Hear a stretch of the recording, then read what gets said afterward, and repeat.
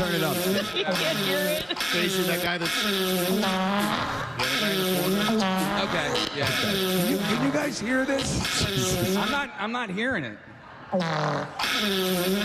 We are children. We're just Unreal. children with microphones. We have to make sure that our broadcast signal is strong. Yes, and a transmitter.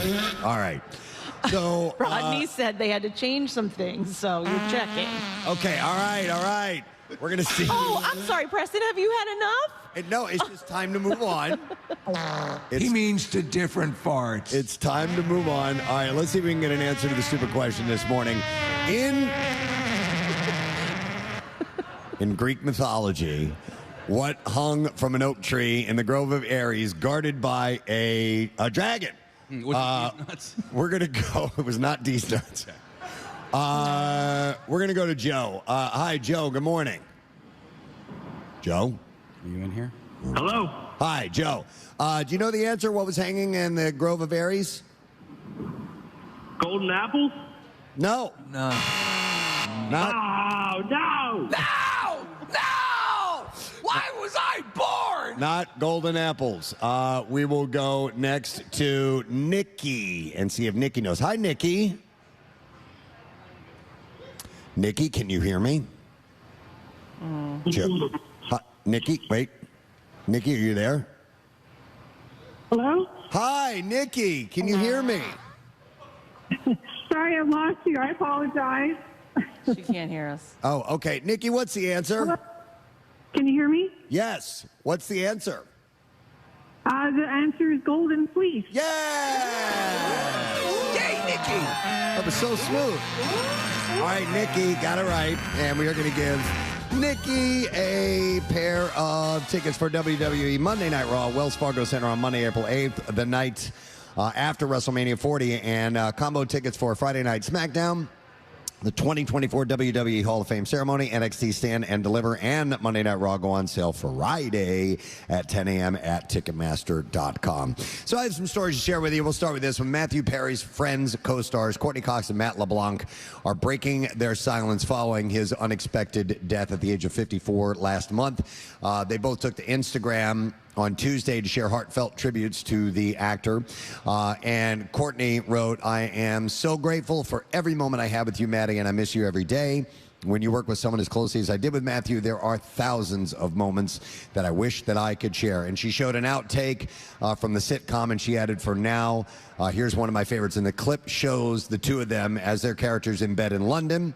And she said, to give a little backstory, Chandler and Monica were supposed to have a one-night fling in London, but because of the audience's reaction, that became the beginning of their love story. So they wrote it in because everybody loved it so much. And you remember he had a good beat on what people thought about his character. They wanted him to cheat on her. Yes. And he said he would never be able to come back from that if he did. Yep. And then LeBlanc shared stills from the show in his touching post. He wrote, "Matthew, it is with a heavy heart I say goodbye. The times we had together are honestly among the favorite times of my life." And he wrote, "I will always smile when I think of you, and I'll never forget you. Never.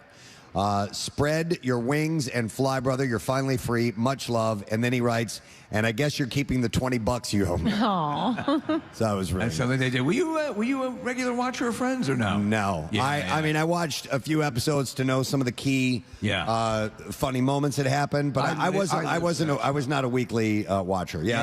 As it was coming out, it was all part of that Thursday night lineup. That was like incredible. You did like it, Steve? I did. I was a massive Friends fan. Yeah, I was too. But then, I kind of petered out towards the end. Like the last couple of seasons. Oh, Really? I didn't. I mean, listen, there were things that and their relationship that kind of, it was like just okay, but there were still other parts of the show that they ran out of love combos. Like at one point, Jennifer Aniston and Joey were dating. And, yeah. It was stupid. Yeah.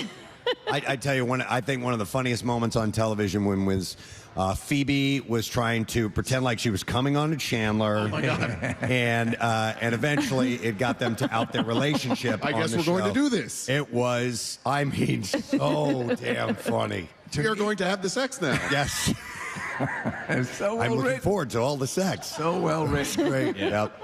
Gwyneth Paltrow is celebrating 50 15 years of her company, Goop. 15 years. And she only sold 15 items, and she's still a millionaire. No, listen, the Shakespeare in Love actor founded the brand in 2008. She's faced a lot of criticism along the way. She said early on people thought we were nuts. She says in a People interview, which was published yesterday, she said, to me, it's such a good lesson just to be who you are. Stick to your guns, find your resilience, keep going, and you can build a brand that's meaningful if you really mean it. So if you were to crunch the numbers, as Jackie Bam Bam says, I bet you that the money she has made from Goop has completely eclipsed her acting career. Possibly. That is top. That's Well, her expensive stuff, right? There's stuff on there that's like crazy expensive, right? Yeah. Yeah. Critics have long questioned some of the science behind her products, and her vagina candle continues to make headlines. But she is proud of her company. She said, I think we're really clear about our values, and it's nice to see that they've resonated more and more over time. So she's laughing all the way to the bank, man. Yep, Did you see what she did? She did so I guess to honor this milestone, she did a recreation of a multitude of looks from movies and magazines that she's had over the years. No, I haven't seen that. It's pretty wild. I think she's super pretty, and I like her. I can't. She's a great actress. I always perceive her as Pepper Potts. Yeah. So as in she's that way, kind of. Yeah, that's what I figured. I agree. Yeah, she did some video reel on Instagram, and my buddy Matt is the one who did the flowers. No that were on kidding. the table. Yeah, Wow. He sent it to me. It's pretty wild. 2 further complainants have come forward to the BBC since it launched a review into the behavior of Russell Brand. A total of 5 complaints have now been made directly to the BBC. The update says that the complaints include allegations of inappropriate conduct in the workplace, including urinating in bottles in a BBC studio, engaging alleged inappropriate use of BBC cars, and further allegations of conduct in and around the studio falling below the standards expected of someone engaged by the BBC, according to the statement. They include 2 individuals who raised complaints and concerns between 2006 and 2008 when Brand was employed by the corporation, and again after he left the BBC. The complaints also include an allegation of misconduct in L.A. in 2008. So, does the BBC employee bringing charges against him for peeing into bottles at the BBC? That's part of it. Yeah. These are just a couple of the allegations. But no, and I think that that part of the issue is, besides Russell himself, was that these people made complaints to the company. I got you. And that, nothing was really done about it, or not enough was done about it. BBC has a long history of not responding. Yeah. That raging child molester. Yeah. Jimmy Savile, I think it was. Yeah. Oh my God. There was a whole Netflix series on it. It'd blow your mind, but wow, I mean, this guy was just horrible. Yeah, so Russell's got some legal issues that he's going to have to deal with directly. All right, so Gigi Hadid is setting the record straight when it comes to how she feels about Taylor Swift and Travis Kelce. And I know you guys have been waiting for this information. Yeah. The supermodel reposted a report by Perez Hilton that claimed she doesn't agree with the way Taylor had been acting since the pair got together. That's what Perez Hilton said. So that's what Perez said? Yes. What is she saying? She said, I'm a couple of days late to this tag, but didn't the press try this last week with Selena? Yes, that's a great point. She said, let it be. We are all over the moon for our girl, period. Shut the f*** up! So she approves. I know you guys, there was a lot of chit-chat at the Sixers game last night. We were there. How many people at the Sixers game came and said, what's going on with Gigi? Yeah, What is going on? So I figured I had to address this morning. Yeah, so and why don't you play more farts on the show? I do. There was none of that going on. Hang on, actually. let me hear this. Oh,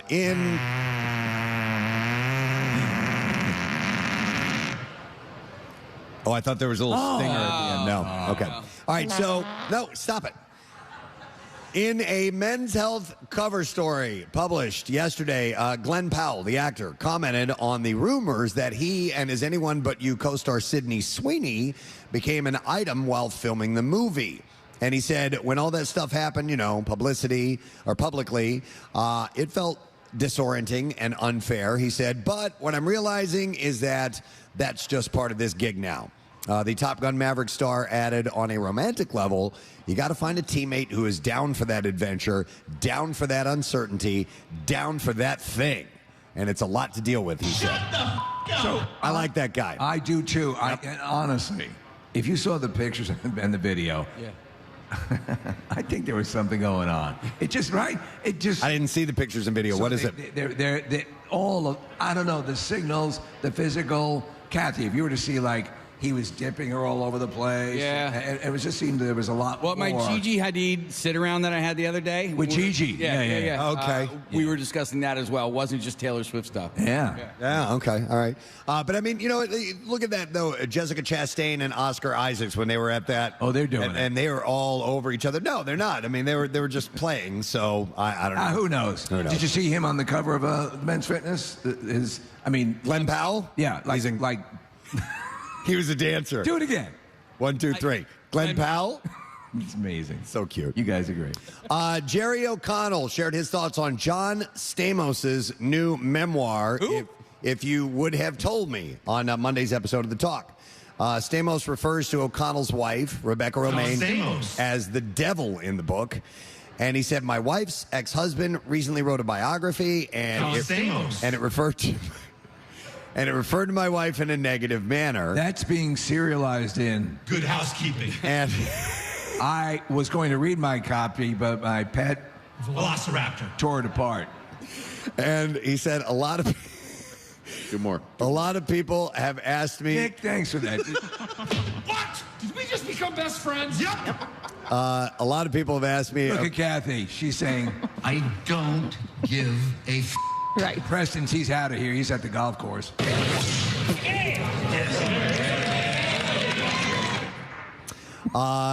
Preston, said. Jane. Oh my God! You guys ready to start playing? What? All right.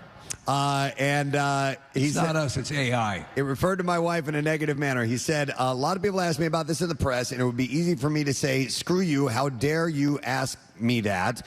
However, he explained when he chooses not to respond in this way, he said it would be bringing attention to a situation that I don't want to feed into. So they're just trying to brush it off. And I get that. Let it go. You give it more oxygen if you keep talking about it, like we are. Exactly. Jason Alexander shared what he knows about the possible Seinfeld reboot with Extra in an interview that was published on Monday. He said there's only one reason for that rumor. Apparently, at the end of some stand-up thing, Jerry said, Larry David and I are thinking of doing something. And he said, good for you, but I don't know anything about it. He said, no one called me. Apparently, they don't need George, and they don't need Elaine, because Julia and I went, do you know anything about this? I don't know anything about this. And I just talked to Michael Richards the other day, and I don't think he knew anything about it. I think we're going to have Jason Alexander on the show in 2 or 3 weeks. He does this podcast called Really No Really, and it's with this lifelong friend. And our buddy Dave Raymond, who was the original Philly Fanatic. Yeah. He was a guest. So Dave put me in touch with their producer. No kidding. And so I think we're going to get Jason and his co-host on our show in the first week in December. Jason Alexander and Shallow Hal. Oh, my God. It's so good. He's great. good. He's excellent. Peter Tilden is the name of the co-host. All right, nice. So, according to the Hollywood Reporter, this was a couple days ago, Adam Driver did not care for one audience member's question during a live Q&A at the Camera Image Film Festival in Poland. He's apparently, the audience member said, what do you think about the crash scenes, talking about the new film Ferrari? And he said, the person, the audience member who was asking the question said, they looked pretty harsh, drastic, and I must say cheesy for me. What do you think? And Driver just goes, F you. Did you see it? Yeah, he goes, F you. Yeah. I don't know. Next question. I love it. Okay. Did you? Well, the way that he did it, it just was like, it was kind of like, you know when Chase Utley got introduced at Yankee Stadium and they booed him and he's like, boo, F you. I think that's how Adam Driver was responding to it. A little more offhandedly? Yeah, it was like, F you, I don't care. I'm going to kill you. Yeah. I'm going to kill you. I don't think he was saying it directly to that reporter. You know? No, there was a little girl up front. He said it to. Oh, okay. That's who he's... A lot of. By the way, do you think Adam Driver does the special effects for the movie? Right. Yeah. I don't know. Yeah, so. Speaking of movies, Taika Waititi is taking a break from the Thor franchise. The actor told Business Insider that he will not be involved in a fifth Thor film if it is created in the next 6 years or so. When asked about the rumor that Thor 5 is in production, he said, I wouldn't know if that's accurate. I know that I won't be involved, and I'm going to concentrate on these other films that I've signed on for now. So Chris Hemsworth has publicly said that he would like a return to the more iconic Thor than the Yucks-a-Plenty Thor. It's gotten a little too jokey. The joke, it's fun, but you don't. The joke quotient needs to be tightened up a little bit. Yeah, I agree. Steve Carell is going to make his Broadway debut in a new production of Uncle Vanya. Producers announced that Carell will play the title character in the upcoming revival of the Anton Chekhov play. Uncle Vanya will begin previews April 2nd at Lincoln Center's Vivian Beaumont Theater in New York, officially open April 24th. So this is going to be a little headier stuff. Very much. Yeah, so he's going to star alongside Allison Pill, who's great as Sonia, and Alfred Molina, who we love, who's playing Alexander Serebryakov. Who's playing the Joker? Serebryakov. Nobody. They're not. The Joker is not in this Chekhov play. Okay, well then Captain Kirk, because I know Chekhov. Uncle Vanya follows Sonia and her uncle Vanya. Oh, jeez. Oh, Uncle Vanya is the name of it. So it follows Sonia and her Uncle Vanya, who... They go back to the barnya and milk a cow, and say, Nunya. No, whose quiet lives on their family farm are upended by the arrival of Sonia's father, Alexander, and his second wife, Yelena. It's Chekhov, man. Totally. Hey, who is eager to die today? Yeah. I know I am. And then one more story. It's official. The upcoming 7th season of CBS's Young Sheldon will be its last. Oh, I got to start watching. The prequel series to The Big Bang Theory will return February 15th, and its wrap will be an hour-long series finale on May 16th. It was a good show. I watched it for a couple of seasons, but the truth of the matter is that after a while, again, they all become redundant. It's very rare that you get a show that can keep being innovative for that many years. So the news comes as series creator Chuck Lorre is developing what will be the second offshoot of his nerdy comedy, which ranks as TV's longest-running multi-camera comedy in history. The new series, which will be made for Max, was formally announced in April, and details on the offshoot are under wraps. As Lorre and company determine the creative through the producers and original cast, they've been open about continuing on in new incarnations, so we'll see. Is Uncle Vanya in this one? Uncle Vanya is not. He'll be. Should Uncle Vanya have a sitcom? He'll be in Baby Sheldon, not Uncle Young Sheldon. Vanya is here. Yeah. All right, we're ready for clips. All right, so the sequel film to Captain Marvel, The Marvels, is about the problem of the characters swapping places with each other every time they use their powers. And their executive producer, Mary Lavanos, talks about the most difficult part of filming this movie. Jason, you can hit it. The first big sequence in which all of the Marvels find themselves entangled, where they are all apart and find their way together as a team, was incredibly difficult to write, incredibly difficult to storyboard. The experience as a viewer is just an all-around good time. It's smooth, it's action-packed, it's fast, and I think audiences will really love being along for the journey. I don't give a All right, Marvels is out in theaters now, by the way. All right, here's the next clip. The film Tripped Up is about a group of friends competing in a food festival and get into some trouble. In this clip, actress Ariel Winter talks about what drew her to want to play this role. All right, Jason? I thought it was really fun and something that I have never done before, and I had never really worked on a female-led production, so that was something that was exciting for me. Ever since Modern Family ended, I just have wanted to play as many different characters as I could and kind of establish myself as an actress that is my age, that is no longer a kid. Oh, shut up, woman. Tripped Up is available to stream on Vudu, Apple TV, and Amazon Prime Video as well. Do you know that she's done a ton of DC voice work? Yeah, she's all over those things she does, and she's good. I did not know that. Yeah. All right, and there you go. That's your entertainment report, folks. Yeah, Preston.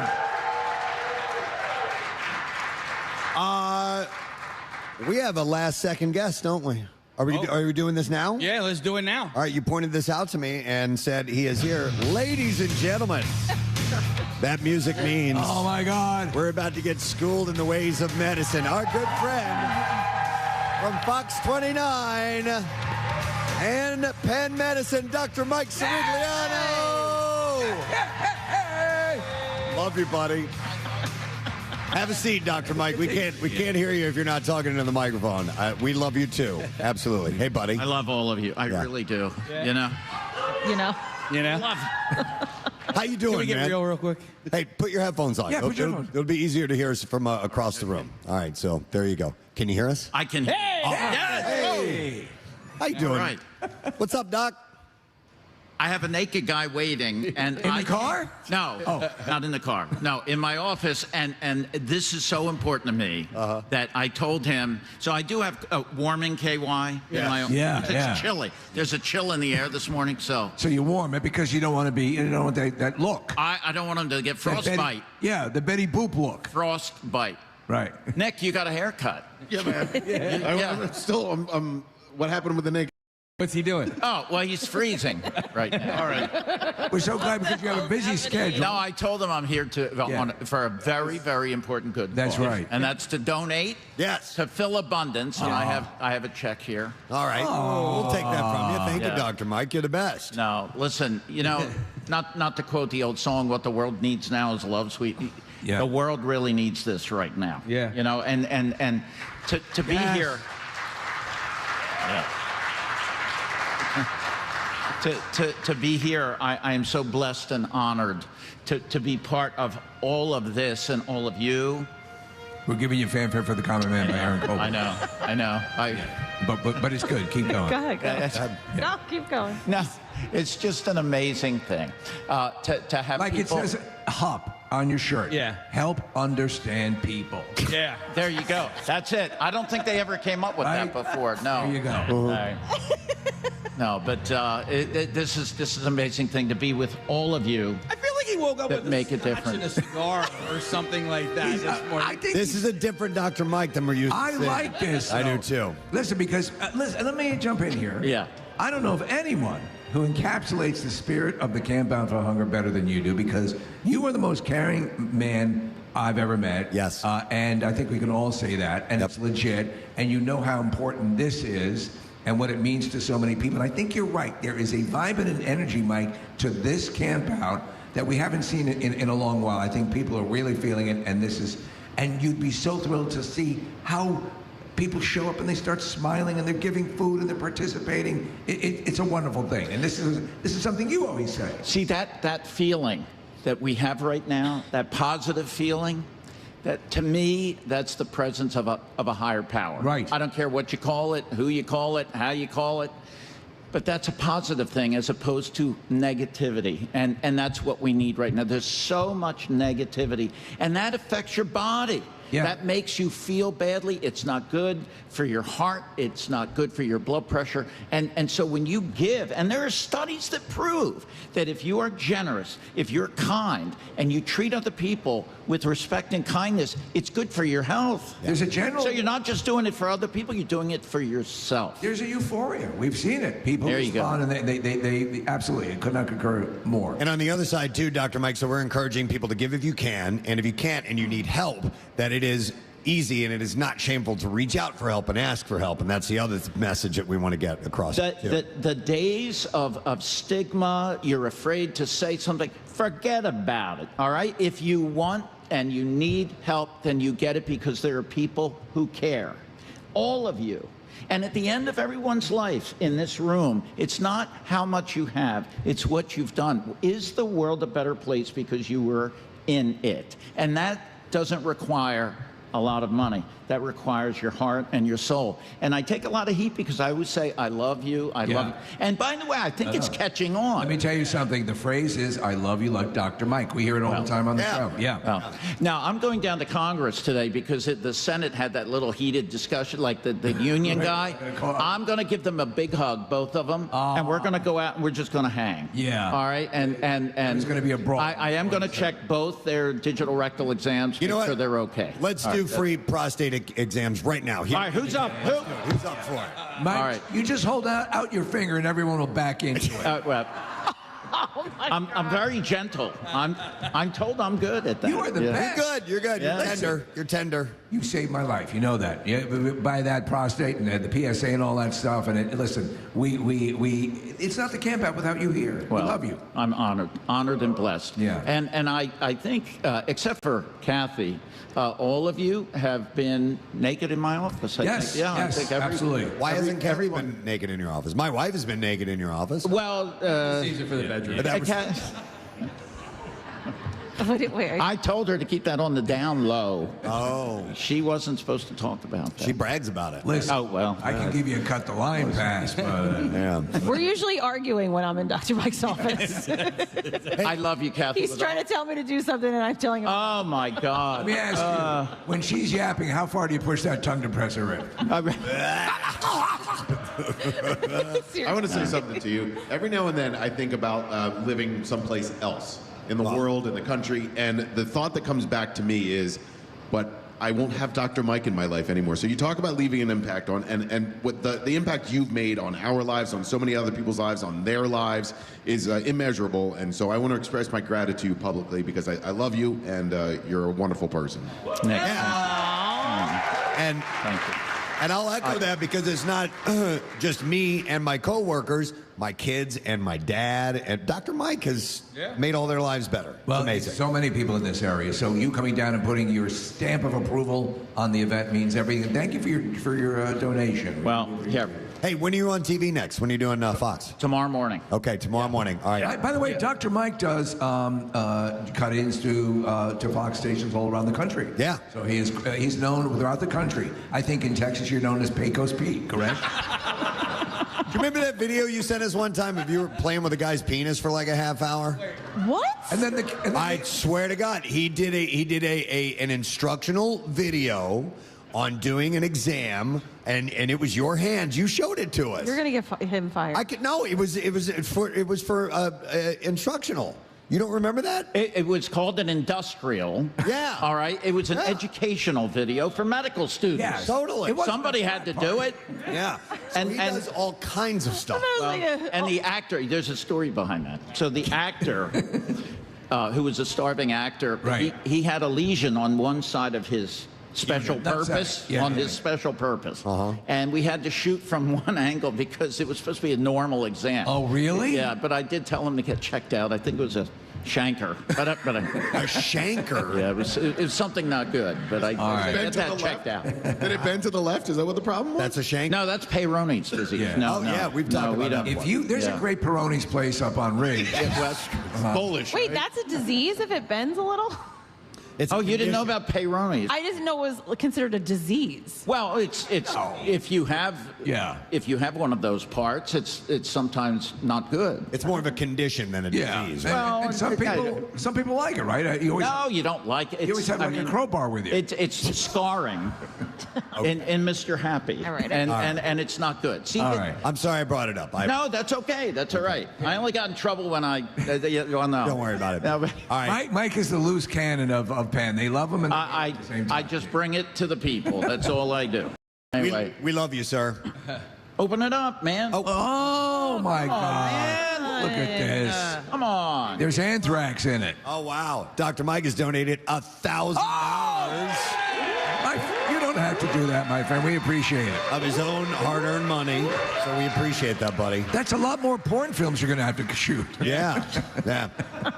You know, Preston, you said you'll see Dr. Mike for the first time. I'm sorry I'm such a big disappointment. I blame my mother, and I'm better looking when I wear a mask. Everyone loves I you. cover up the whole goddamn thing. And Do you love Dr. Mike? Yeah.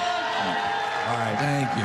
We got to wrap it up. Dr. Mike, we love you. love you. Thank Love you, love you, love you, love you, love you. Sirigliano here on the Preston and Steve Show. All right, we're going to take a break. When we come back, we're going to try out a thing we're calling the Johnsticle course.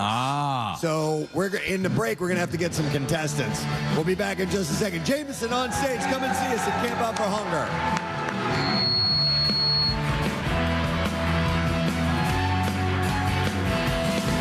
He's got 8. Now he's got another 10. Now the crowd is getting into it with 9 seconds to go. He's got 13. He's got 15. He's got got 16. These are three-pointers here in the final 10 seconds. He has 3 seconds to go. He's got 25 points. He's got 1 second, and he makes it at the end. And it counts for 28 points. Wow.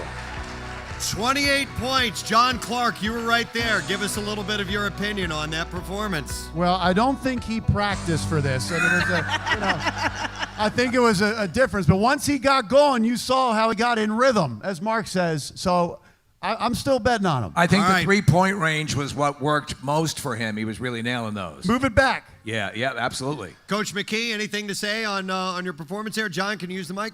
Yeah.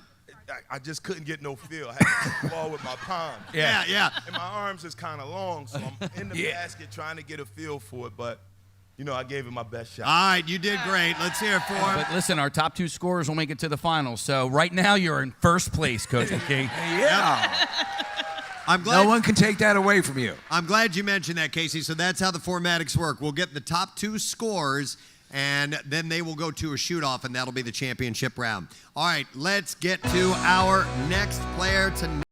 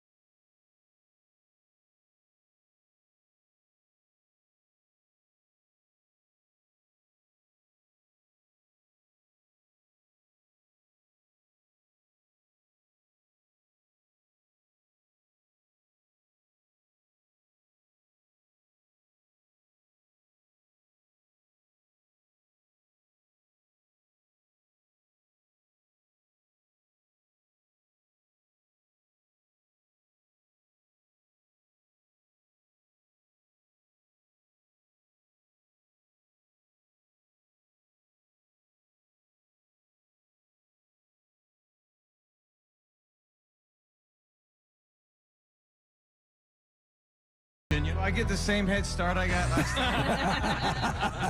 time. Negative. Oh, we have a ball that is stuck. We have to do a little groundskeeping here. Yeah, when you hit the power button, it'll roll. It'll open it up and it'll come down. Yep. Marissa has her fingers on the button. She pushes it, waiting for the backboard to turn white. You got 30 seconds. There. Spiker, he goes right to the backboard as usual. 5 seconds in, he's got 4. Trying to get a rhythm here again with that rim going left to right and right to left. We are 10 seconds in, he's got 6. Now he's got a rhythm here. Oh, and he missed going right for it. Now he keeps going to the backboard a little bit too hard that time. 12 seconds ago, he's got 14. He needs a hot streak here, folks. 9 seconds ago, he's made 2 straight. He's made 3 straight. He's made 4 straight. There he goes. Oh. He's got 31. He's got 3 seconds ago. 2, 1, and that'll do it. Final score? 37 points. That is well short of the 49 for John Griffin. All right. One more to go with Coach Howard, and this will decide it. So here we go, Zoo. All right, Coach Howard, you have to beat 49 points. Your previous total is 42. What do you need to improve the previous score? Just more consistency. Isn't that insight? Yes. Coach, are you ready? 30 seconds ago, you got to beat 49 at John Griffin. The button has been pushed, waiting for the white light, and there it is.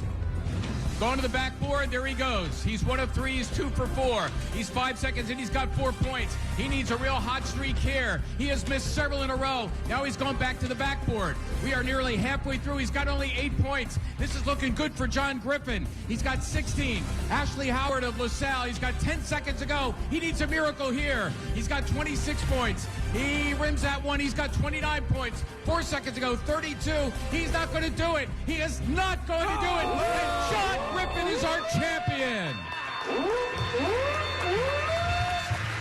We have a champion, ladies and gentlemen. Coach John Griffin takes home the Mercanti Cup for the first time. Have we ever had a winner from St. Joe before? First time ever from St. Joe's, but not our first champion from Bucknell University. Right. The school breeds winners and also losers. So far, just real quick, we have 3 championships from Bucknell University and 4 championships from Ursinus College. Hey. So that represents the Preston and Steve That's show. right. Very well, Casey and Nick. So, Zoo, let's get the coach's reaction. Coach, how does it feel? It's an amazing feeling. I will say that this is such an outstanding event. We're all honored to be here and to partake in some event that just gives back to the community where they need it. And I'm very proud of the win. Yes. And I'm grateful to be here. Yeah. Excellent. There you go. There you go. Wonderful. I mean, year after year, these coaches do step up. They make this, they've made it an annual event as well. We can't thank them enough for coming down here. It's not easy to get everybody's schedule coordinated, and they make time to be here for Camp Out for Hunger. And it's not lost on us that you guys do this and come down for Phil Abundance. You make us all proud. We really do, yeah. We really, really do. And this year it's earlier, so you guys weren't in the middle of a season. So we hope that this was, scheduling wise was easier for you guys. And thank you for all being here. Can you talk quickly about Coaches versus Cancer? Yeah, it's warmer this year too. Yeah. Hey, and to you guys, providing food for people at this time, especially in our country and for our city right now, we applaud you guys, man. We're proud to be a part of what you guys do. We really are. And I'm gonna have Steve just talk about what we do at Coaches versus Cancer.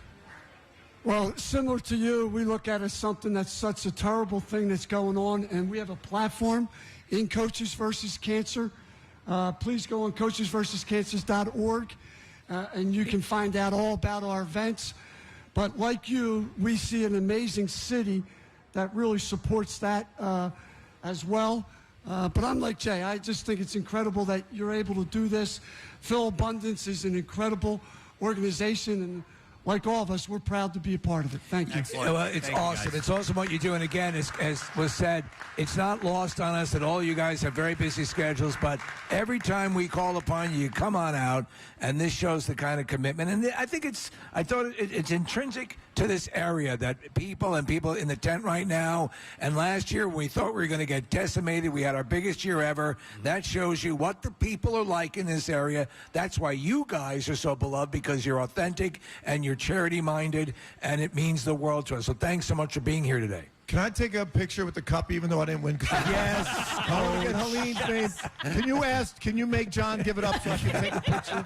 I just want to get Halim or Canty's name with a picture. Yes. I got you. We'll do that. Absolutely. Ladies and gentlemen, please give some love to our City 6 coaches, Zach Spiker, Ashley Howard, John Griffin, Mark Macon, Steve Donahue, and Jay Wright. We love these men.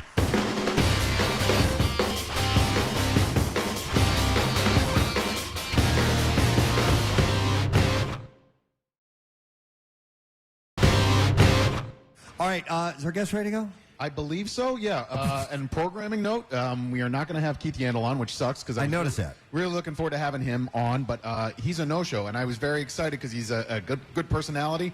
But now I don't like him. I'm a little upset. I don't like him anymore. Listen, I'm no longer a fan. We love them, but we also hate them. Yeah, but the one who will be here and be a part of this next interview has come to many campouts, and we can't thank him for supporting us year after year. Okay, so I can introduce these guys? You should be able to. Via Zoom, please welcome, and they won last night. I mean, handedly won last night. Please welcome Claude Giroux and Travis Senheim.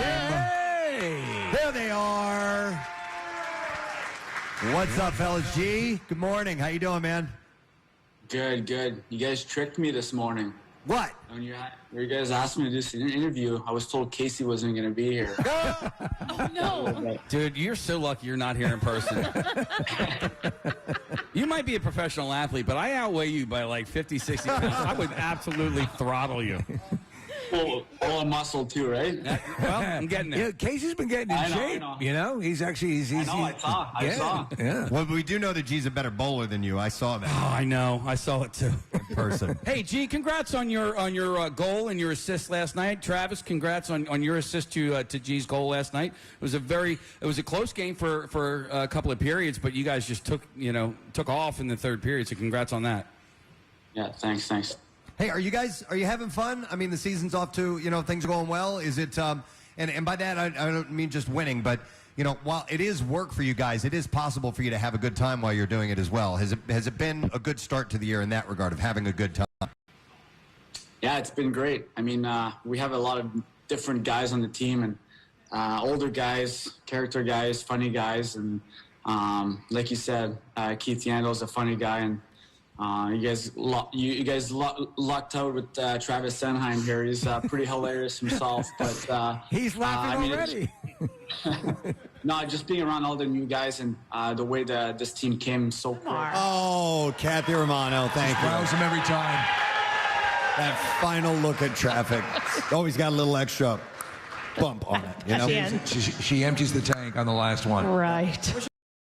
Make that noise? No. Really? Wait, Yeah, I can go. I can do that. But you can't do what? He does it's like a suction cup at the top of his mouth. Sorry, excuse me. Well, when he tries to do it, that happens. Yeah, that's what happens. Yeah. Can you do this? I can do that. Okay. All right. Well, at least you've got that. I mean, I did go to high school. I mean, come on, man. Sounds we can and cannot do. Next year on Camp Out for Absolutely. Hunger will be an entire feature. We're going to need a second tent for all the people who are going to come down to see that. Can and cannot make. All of mine are involuntary. Yeah, they are. Right. It's true. Nick's not sure until it happens. But they are extraordinary when they happen. Well, I mean, this is one of my favorites. Is it? That's Nick. It sounds like he's singing with someone else at the same time. Yeah. Steve, what was the game we played? Nick or Frog or whatever? Nick or Click. Nick or Dog. Nick or Dog. Yeah. That is, I hesitate to say this, it's one of my mom's all-time favorite games. Yeah. My mom loves that game. We need a new collection of Nick sounds. Speaking of your mom, I met somebody earlier this week, Nick, who apparently I forgot we did this, but you shared her meatloaf recipe on and they go bonkers over it. Like they make it at least once a week. Oh, Your mom's awesome. recipe. There you go. I'm a big fan of your mom's cooking. You know that. She's a great cook. I'll invite her down this week. But Marissa, I posted it at one point, Casey, so I'll see if we can bump that back up on the website. Hey, real quick, I do want to mention this and this is before we bring on another guest who's got a donation for us, but as the Hooters were walking off stage, Rob Hyman came over and handed me an envelope, and he just nonchalantly gave me this check for $5,000. Those guys are awesome. I mean,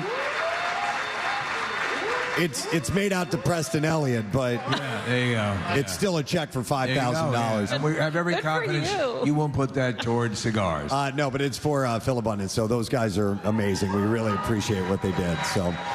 All right, so speaking of donations, we would like to welcome our next guest, and he represents a company that both Steve and I endorse wholeheartedly because they have helped us out on many occasions. We have the Chief Operating Officer of Horizon Services, Gary Obert is here. Hey, thank you very much, everybody. Nice to see you. I brought some hats. Can I just throw these out? Yeah, toss them out there, man. Absolutely. Hats. Like a rock star. It was hard.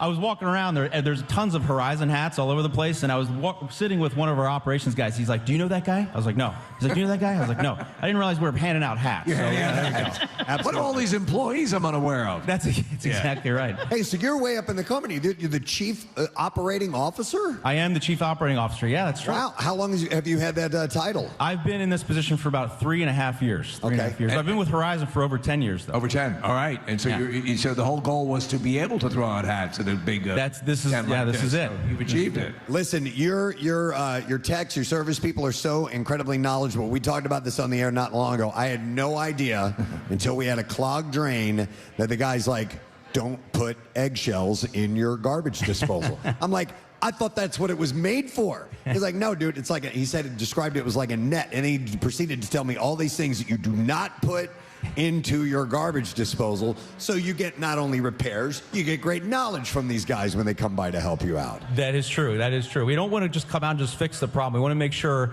when we leave, you know more about your home than you knew before we got there. Not just in plumbing, but in electrical and heating and cooling as well. Yeah.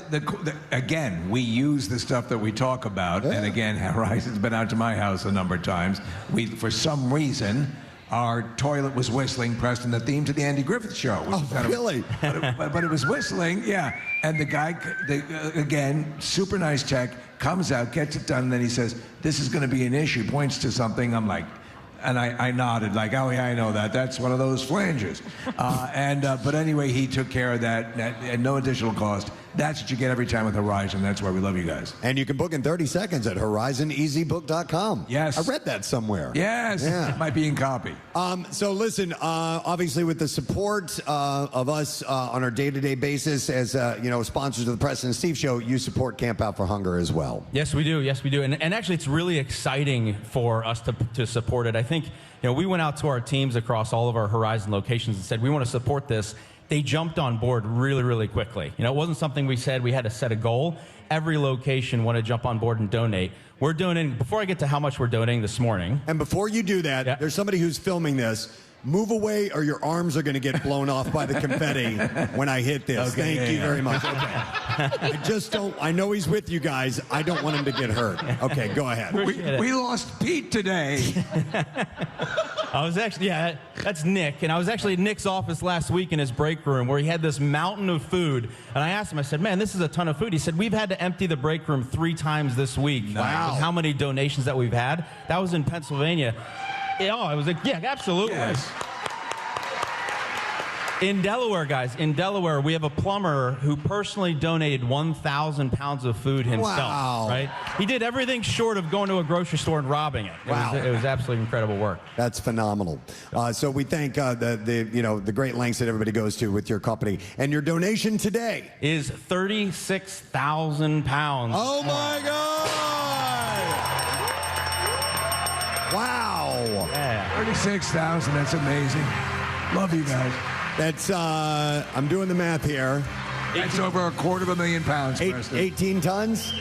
18 tons of food. That's incredible. My gosh. All right, Gary, that's amazing. You guys must be so proud. We are really proud of the team. Thank you guys, and thank you guys for having us. Really We're proud of the association. We really are. You guys have been always supportive. Thank you so much.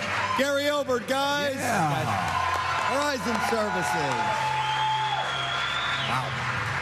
I'm humbled by all this. Yes. Can I make a quick request? Steve, can you please do Regis and the one time that he thought Let me tell you something. There are a bunch of guys out there. At that time it was Plymouth meeting, Nick.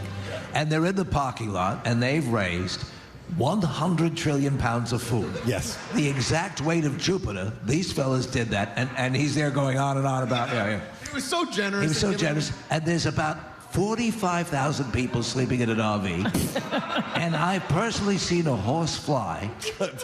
And if you wish hard enough, M&Ms will pour out of my ass.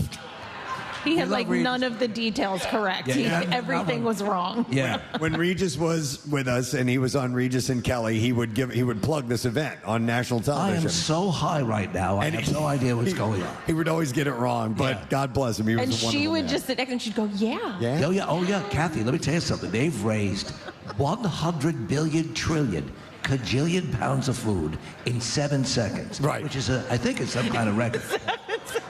So we miss Reed. Yeah, he's great. We do miss Reed. All right, we have a couple things to do. One of them being the bizarre file. I'll make this a quick one because it's already after 10 o'clock. So let's get to that now. Jason, here we go. WMMR presents Preston and Steve's Bizarre File. All right, brought to you by Chunky Sacks Hunger, proud sponsor of Camp Out for Hunger. You can team up with Chunky and this year's Soup Squad to help sack hunger in our community. All right, this story is out of Oregon. A former council member, Steve, you're going to love this, has gone viral after posting a video to TikTok claiming that he spotted a giant in the Cascade foothills. Let me tell you something. I'm out in the Cascade foothills, and big as a goddamn building. This giant came around the corner, and he's playing, of all things, a super huge ukulele. Wow. Now, when I tell you this thing was the size of an RV, I saw it with my own eyes. So, how are those guys out in Plymouth meeting doing? In this video, Jim Goebel, know him very well. Yeah, he's the guy who traps giants. Said that he was traveling along Quartzville Drive near the Green Peter Reservoir when he saw a distinct rock formation open like a door. Peeking from behind the door was a giant. So who's ever running against him in the next cycle, all he has to do is say, Jim Goebel, he sees giants. Yeah, I guess so. That's all you have to put in the ad. So, that's the giant guy. So the mountain door allegedly closed back up before he filmed the video about the sighting, which has received more than 5 million views before he took the video down. So the giant was living in a large.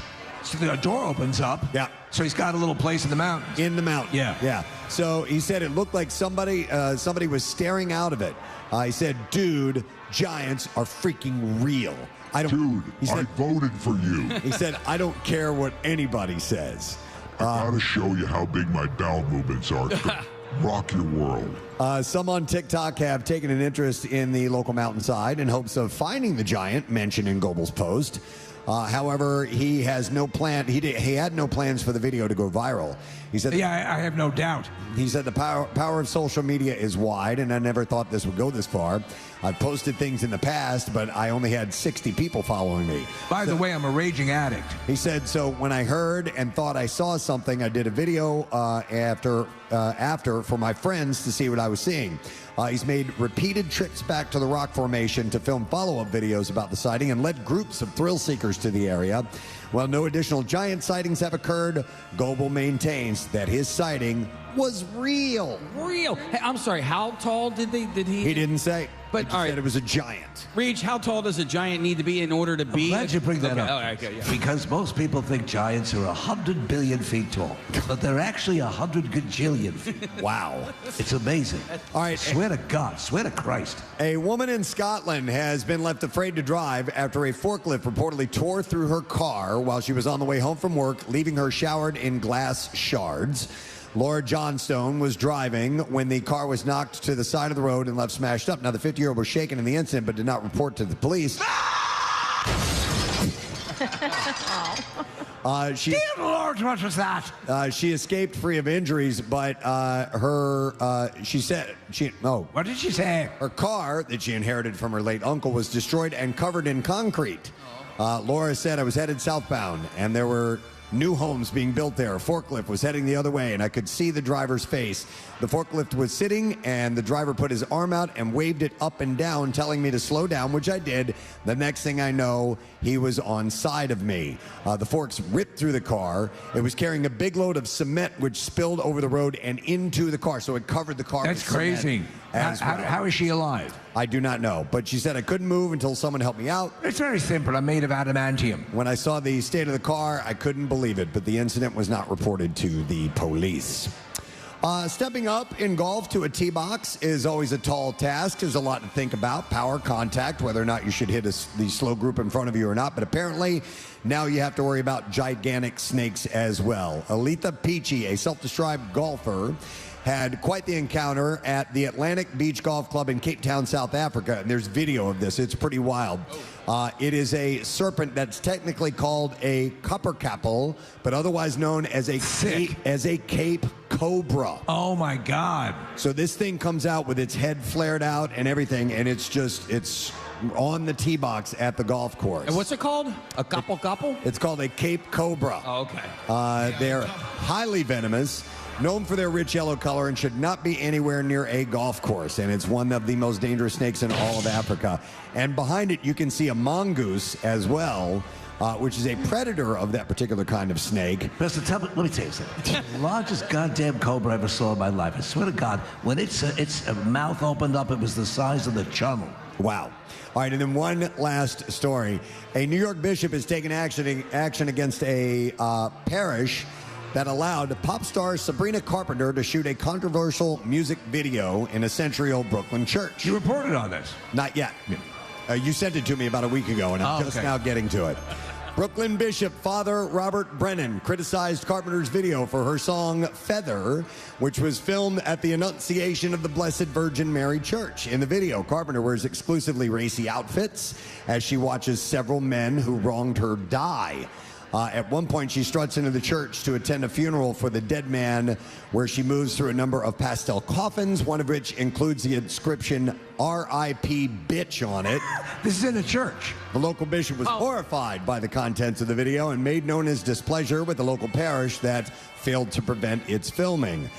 Due to the lapse in judgment, Brennan announced that the vicar of the parish was removed from the position, though he will remain as a church pastor. Hey, can we shoot a porn video here? Yeah, sure, why not? So, following the announcement, Brennan and Monsignor Joseph Grimaldi conducted a mass of reparation, during which the bishop blessed the altar with holy water. Right. Which then burst into flames at that moment. In a statement, the diocese said that through the offering of this mass, Bishop Brennan has restored the sanctity of this church and repaired the harm. But if you see the pictures of the whole, there was a ton of stuff they brought in there. It's like, it looks crazy. Yep, but they have since repaired it. And there you go. That's what I have in the bizarre file for you this morning. They love you. They love the bizarre file. You're too kind. All right, one of our sponsors that we've been mentioning through the course of the morning has sponsored our Privilege section. Live Casino and Hotel in Philadelphia, right around the corner from where we are. And to chat with us briefly, we would like to welcome the VP of Casino Marketing, Mr. Nick Ryan, to our show. What's up, Nick? How you doing, man? Doing great, man. Awesome to be here. Thank you for having us. Good to see you.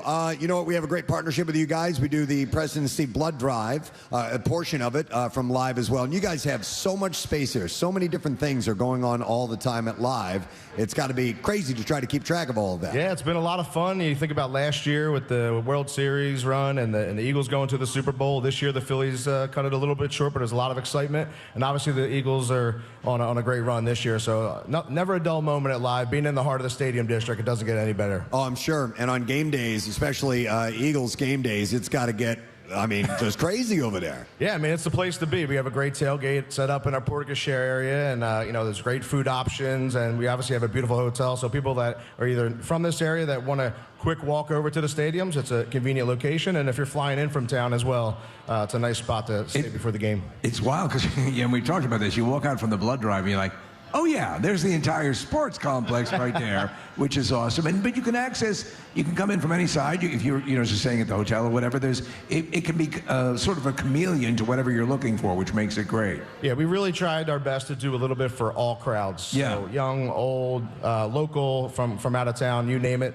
If you're a sports fan, if you're a foodie, we really tried to accommodate everybody. Speaking of the food, Shayna from your lovely establishment was enormously helpful. We had some cheesesteaks for our Johnsticle course this morning, and she provided those, so thank you guys for... Oh, our pleasure. I know I'm a little jealous, to be honest with you. Last year, you guys invite Joe B., our chief operating officer, and after we installed Gino's, I haven't seen him. He's been in there every single day, and I know he talked about you guys having some sensitive tummies last year, so he actually sent me with a little packet of Imodium. Just to thank you. Wonderful. Thank you to Joe B. But he was so jealous, he had a little FOMO. He actually showed up today. He's in the back, so hey, Joe B. There you go.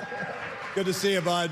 Excellent. Well, you guys have come with a donation this morning, I understand. We did. So we were fortunate enough last week, actually, I took my entire team over to Phil Abundance, and Lori and her team are phenomenal. I'm still sore from packing boxes, but it was a great day. That's a well-oiled machine over there. My entire team, we packed over 600 boxes.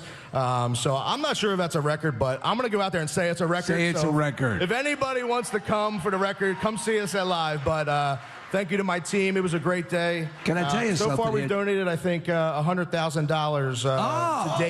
to date for our partnership with Phil Abundance. Okay.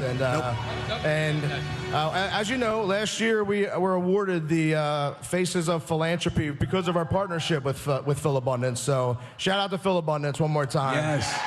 And this year, I come with another check on top of that, somewhere near me. Thank you. There it is. Ladies and gentlemen, we have another $17,000 Hotel Philadelphia. And it's a big check, too. We love big checks with big handwriting. It's awesome. I love it. Thank you for all you guys do. It's really terrific. Am I good to go? You are good to go. Thank you so much. Thank you so much for having me. Have a great day. Nick Ryan from Live Casino and Hotel in Philadelphia. 17 G's. On top of everything else that they're doing. Right. Love it. Yep. And it's great to have them right around the corner from here. They're the first ones to go, how can we help out? Which is excellent. So, all right, we do need to take a break. So we're going to do that. We're going to get Lesson Question, Trash, Music News. Camp Out for Hunger does roll on right here next to Xfinity Live. We'll be back in a moment. Come on and see us.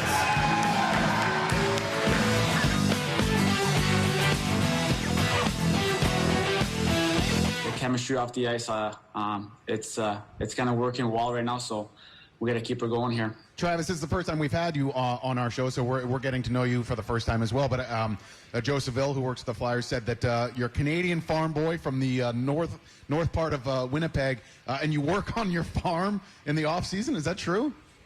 Yeah, I head back there, try to help out as much as I can. We got a grain farm, so try to get in the combine tractor as much as I can, help out the family farm. Okay, is it fun to drive that thing? Because it's gigantic. It looks awesome. It looks so cool. For me, it's fun, but when I tell people I'm going 3 or 4 miles an hour, they don't like it too much. Well, yeah, but it's still a beast. Now, let me ask you, how difficult is it to milk a moose? Well, the one with the antlers or the one with... It's a different kind of milk. We don't have a cow. We have a bull. Oh, my God. Something I was going to ask G. What do you guys like to eat? No, it wasn't what do you guys like to eat. Well, I wanted to ask him, and Casey pointed this out. I was at the game last night, which it was really fun. It was a tight affair until the third, and then you guys pulled away, and Drew had a goal and an assist. But your goal there was an empty netter, and Couturier could have taken it and got his second goal of the night, but you were right next to him, and he passed it to you, and it was such a typical hockey play. It was so selfless, and so you got a goal as a result. And did Couturier say anything to you ahead of time, or is it like you're open, he passes it to you, and you get an empty netter as a result? It just happened that you kind of followed the play. It's an empty netter, and at one point it was just me and Coots, and always taught, drive the net, you put your stick down, good things happen, and that's what happened. But like you said, it was a selfless play from Coots, and I mean, if he could have put it in, and he didn't. So it was. We just laughed about it after. Yeah, I mean, he really could have and maybe even should have buried it as he's making that pass. And I know it's kind of a bang-bang play. Did you have any thoughts like, dude, what are you doing? Like, this should be yours. Yeah, well, he had the puck, and I was going to, like, skate away, let him have it. But I'm like, if I skate away and he passes it, I'm not there anymore.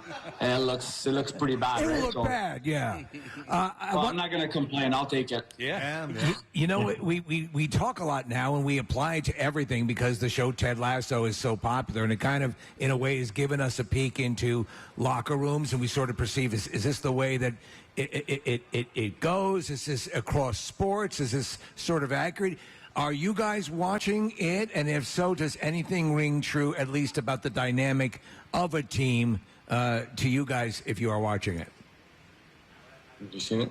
No, go ahead.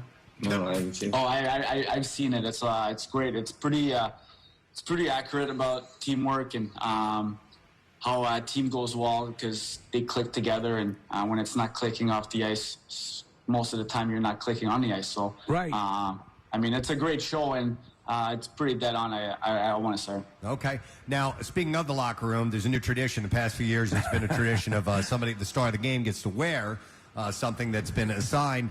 And now it's, what is that thing called? It's the starter jacket from the Starter 90s, jacket. yeah. And I'm lukewarm on it, man. You were a big helmet fan. I like the original motorcycle helmet, I think, was the best one. What do you guys think? What as far as that tradition? How about this? How about we give you guys a chance to bring something for us to player of the game, and if we like it, we're gonna do it. But it's got to be good. Like we're gonna vote as a team. You guys bring anything you want to be. We can do that. A moose head or whatever you guys want. No. All right. Whatever you guys want. We're gonna give you guys a chance to have the player of the game. Oh my God, Preston! Yeah, that's our minds are reeling with possibility. The wheels are turning, man. Yeah, I can see Casey right now. I'm like, I got some good ones. I got a couple. You know, the first thing that came to my mind was the kissy bear head that we had, but we can't. That thing's crawling with syphilis. It has pink eye in it. Yeah, I was thinking a strap-on, but I don't know. No, you can't get away with that. No, it's got how great would that look? A dildo on your head? That'd be great. No, I didn't say wear it on your head. I'm not an animal. No. That'd be ridiculous. That'd be ridiculous.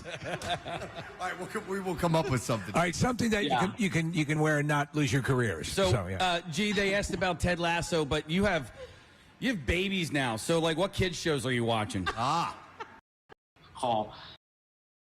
Blippi for a while there for a long time. He actually came to where did he come? I don't even know. Maybe 45 minutes from here. Blippi came. They had like a musical, and I brought Gavin there, and it was just insane. I'm not familiar with Blippi. It's one of the biggest things. Now is it? For kids, yeah. Really? Huh? Yeah, he's thinking over for sure. You gotta look this guy up. We had a great moment. If you remember last year with Gavin, because during the pandemic, you were still in Canada. We had Scotty Hartnell was calling in from Jersey, and JVR came on from, I think he was in Minnesota. But Claude, you were at home, and there was just a moment where Gavin kind of wandered into the background of the Zoom. It was pressed up against the door, and that was a year ago essentially at this point. He's doing well, and congratulations on the other baby too. Yeah, we got 2 boys now, so it's pretty awesome out there. Wow. I mean, we all have kids, and they're grown and stuff like that. But so we know that you end up watching what the kids are watching anyway, and so as a result, like some of our most exciting guests we've had in the studio, we had the Wiggles. We had the Wiggles. I was like, oh yeah. my God, and they sang a song for us. And then here at the Camp Out for Hunger, we had the Fresh Beat Band. They're not around anymore. They're not around anymore. So so that's why I asked you, because this stuff you become celebrities in our world. Like, you tacitly become fans because that's all you're hearing, right? I mean, you don't see any adult regular programming for a while. You're watching kid stuff. Yeah, I mean, when we went to go see Blippi, we met him after too, and I was looking at him and I was actually amazed. I'm like, you're sick. You're famous. Like, how can I get a picture? With Blippi. Travis, how old are you, by the way, if you don't mind me asking? 25. 25. All right, your kids ways off from that. What's your relationship status right now? You single No man? kids, just a girlfriend. Yeah, no kids. The guy's driving a vehicle that goes 4 miles an hour. He doesn't have time, Preston. You can't cruise for women in a combine. I don't know. Maybe in Northern Canada you can. I don't know, man. Oh, that's awesome. Well, listen, we appreciate you guys coming on, supporting this event. Travis, it's wonderful to have you be a part of this for the first time. And G, the years and years and years that you've been a part of this event, we can't thank you enough, because we know that the Flyers fans, it resonates with them. They come out, they get motivated, they help. People get fed, and it's a win-win all the way around. So thanks for that. 100%. And All right. good luck. Good job, guys. Looking Yeah, forward to a good great work. season. Let's Yeah, hear it for Claude guys. Giroux, Thanks, guys. Travis Sanheim. Thank you. I love it.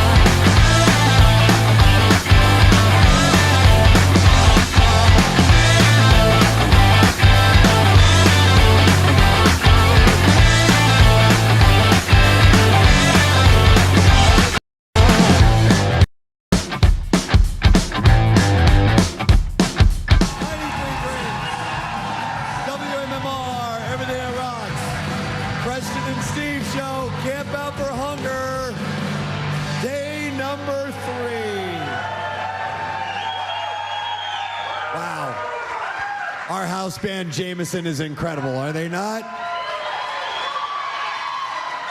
Frank and Alice Marie and Sean Anthony and Paul, they've been coming here for years, and they're going to keep coming back because we love them, and hopefully they love us, too. I don't know. I don't think so. No, I don't think so. JamesonCR.com for the information. They've got all kinds of gigs coming up, including December 16th. That's Jameson's An American Celtic Christmas at the Keswick Theater. That's awesome. Yeah.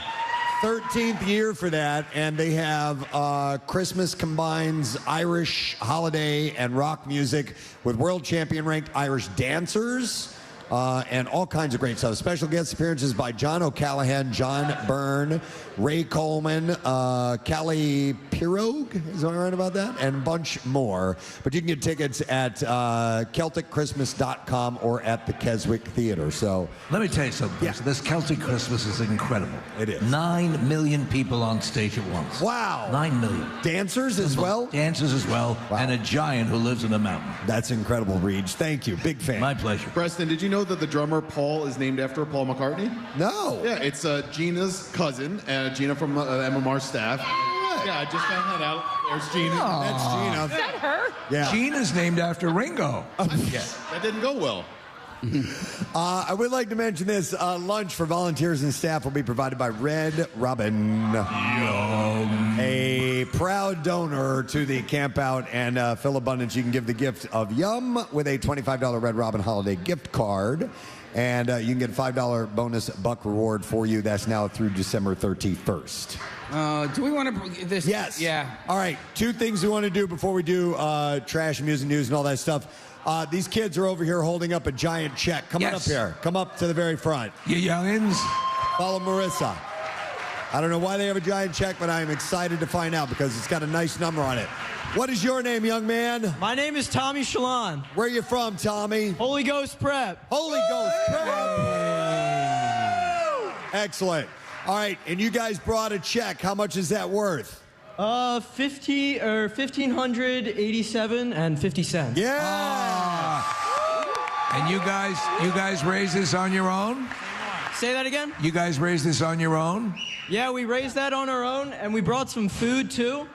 I think our total ended up being 8,620 pounds. Wow. You guys are fantastic. Thanks so much, man. That's incredible. Who all's there with you? What's everybody's names? Okay. Mention everybody's names because you guys all came down here. Go ahead. Does everyone want to just introduce? No, Tommy, you do it. Yeah, do it, Tommy. Come on, Tommy. See if Tommy knows everybody's name. Yeah, I know. All right. We got Colin. Yeah. Cole. That guy. Aiden. No, Aiden. Aiden, Brian. Brian. Nick. Nick. Caden. Caden. Rocky. Rocky. Mike. Mickey. Mike. And Mrs. Hill. And Mrs. Hill and Mr. Goulet. Yeah! You did it. You're the man. Robert Goulet. yes. Tommy, are you like, are you class president or something? You seem like a guy in charge. I'm just a guy. I don't know. I'm here. You're just a guy. Just a guy standing here.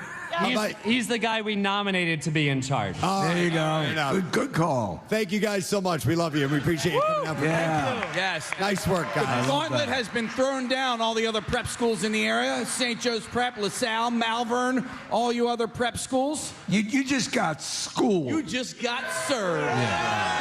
Tommy, if Tommy ever runs for office, that should be his campaign. I'm just a guy. Yeah, guy. totally. He's the everyman. Yeah. I'm just a guy. Hey, it's Tommy. Yeah. It's not like I see giants or anything.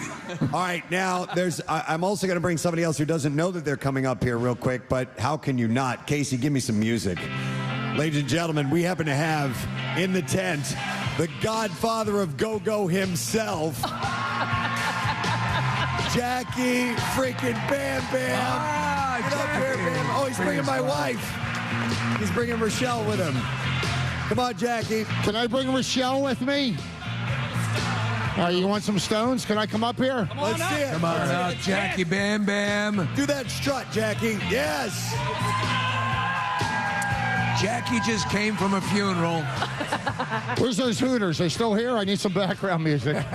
Oh, guys, amazing, man. Thanks so much for all you do, and it gets bigger and bigger. Over there, Presswell, with your wife, like, I don't believe it. It's like a freaking concert in here. Yeah, it's huge. And are you going to be down here this week at night broadcasting it? Yes, the Suits told me I will be here tomorrow night. I'm going to have a musical guest from Heaven's Edge, Press. And I saw your 80s picture. You remember Heaven's Edge? I do remember. And Child's Play. I might have John Allen, the drummer, join me from Old Hammerjack. So, yeah, I'm going to be here for like 2 hours before Tool tomorrow night. That's very cool. So bring some food. Yes.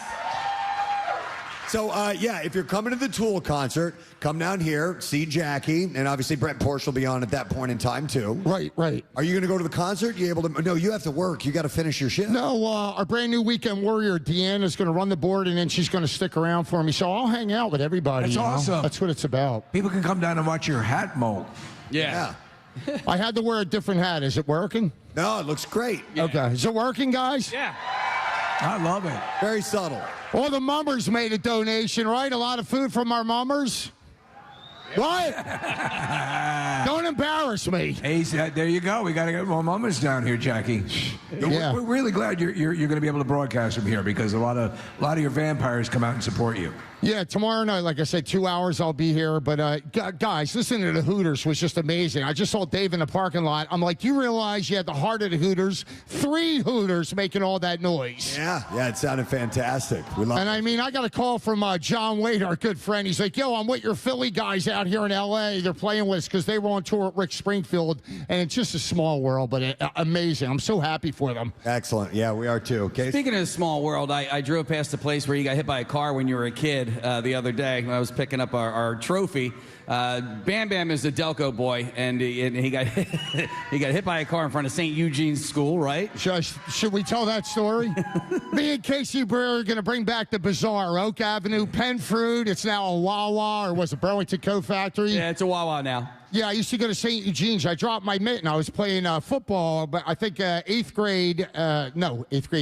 grade. I was 8 years old. I dropped my mitten. I looked both ways like Mommy and Daddy told me. I got slammed by a Cadillac. I went up in the air. I came down. Oh my God. I fell on the ground. I said, Daddy, I don't want to die. I want to be Broadway Joe Namath when I grow up. I landed up in the Delaware Memorial Hospital. Is it still there? Yes. I referenced that like I woke up in the cover of the Motley Crue Dr. Feelgood album. That's where it was. But yeah, and Harold Carmichael came to visit me in the hospital, gave me an autographed football with Roman Gabriel. Sports up! Yeah! He left me hanging. I had a high five ready for him and everything. He goes in for the high five and leaves you hanging. That totally left me hanging. Is that part of the story true? Yeah, probably. Yeah. Really? Harold? So, that is very cool, yeah. Wow, well, now we know what happened.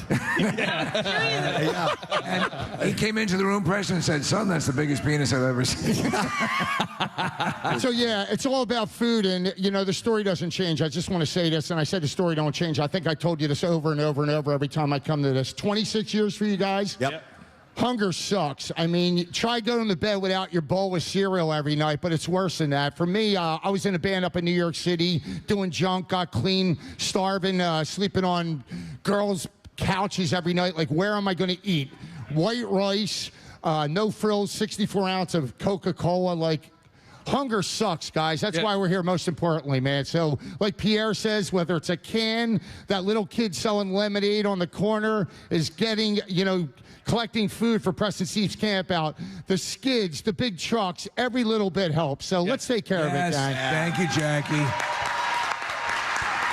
All right. Jackie's successful now, so he can eat, what do you eat, provolone and olives in the morning? No, fettuccine Alfredo. Fettuccine Alfredo. And salad balls. And olives and salad balls, yeah.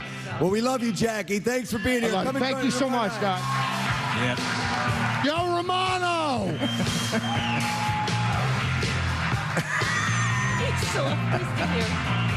He does a high 2.5.